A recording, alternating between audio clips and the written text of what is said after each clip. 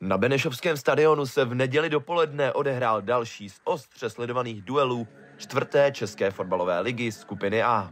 Domácí FK Benešov přivítal celek Povltavské fotbalové akademie a i tentokrát fanoušci viděli utkání plné nasazení, emocí a poctivého fotbalu. Před 350 diváky se od úvodních minut hrál vyrovnaný zápas. Benešov se snažil diktovat tempo. Hosté zase hrozili z rychlých protiútoků. První poločas branku nepřinesl a tak se šlo do kabin za bezbrankového stavu. O samotné soutěži jsme si o poločase povídali se sekretářem řídící komise pro Čechy Davidem Andělem.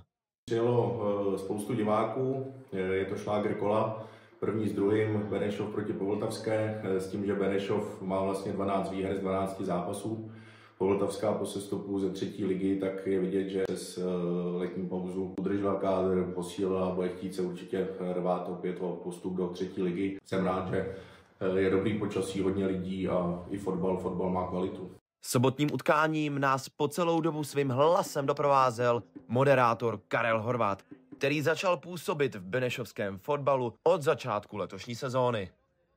Tak já jsem na internetu viděl, že Benešov hledá někoho, takže jsem se ozval. Nějak z začátku to nějak nevyšlo časově a tak, pak se mi majitel klubu pan Novák ozval a dal mi nabídku a já jsem jí rád přijal, že Benešov znám. Byl jsem tady ještě, když hrál ligu, se podívat, fotbal mám rád, takže jsem toho využil a jsem šťastný, že jsem tady. Po přestávce se hra ještě více rozjela. V 68. minutě využil hostující tým jednu z mála šancí a po akci z levé strany otevřel skóre Filip Drobílek. Stav utkání tak byl 0-1.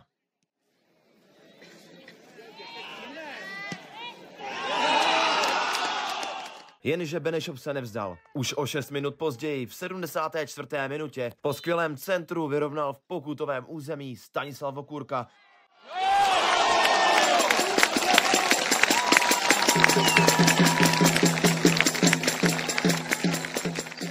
A hrdina okamžiku Stanislav Vokurka po závěrečném hvězdu popsal, jak celý zápas vnímal z pohledu hřiště. Docela mě mrzí, že jsme to nedotáhli do vítězného konce, aby jsme prodloužili naši smůru na část vítězství, ale bohužel je takový fotbal. První poločas jsme byli jasně lepší, měli jsme hru pod kontrolou a na začátku druhého poločasu jsme přestali hrát naší hru a podle toho to tak vypadalo, inkasovali jsme gól a už to bylo jenom o tom, kdo zabere víc. Trenér Petr Mikolanda pak ocenil především týmový výkon a reakci po obdržené brance. Úplně dva rozdílný poločasy ohledně nás i jako hostující Povltavský. Za prvé velký kredit Povltavský, protože má skvělý, fantastický hráče. Myslím si, že už v první minutě jsme měli tutovou šanci. Ve 20. byly další 2 tutovky, my jsme měli vlastně v prvním poločase to rozhodnout.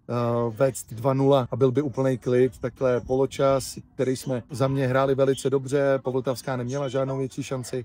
Druhý poločas jsme začali trošku laxně, bych řekl, a Povltavská na nás vystoupila, hrála vejš a my jsme na tomhle těžším terénu už, tak jsme nedokázali nahoře udržet balón. Remíza dobrá, zůstali jsme 7 bodů před Povltavskou, neprohráli jsme dál v soutěži po 13 utkáních a toho si moc cením. Hráči se vydali, jenom prostě škoda, že střídající hráči do toho nevnesli to, co bych od nich očekával. Utkání nakonec skončilo spravedlivou remízou 1-1, která však pro Benešov znamená další cenný bod. A hlavně potvrzení jedné výjimečné bilance.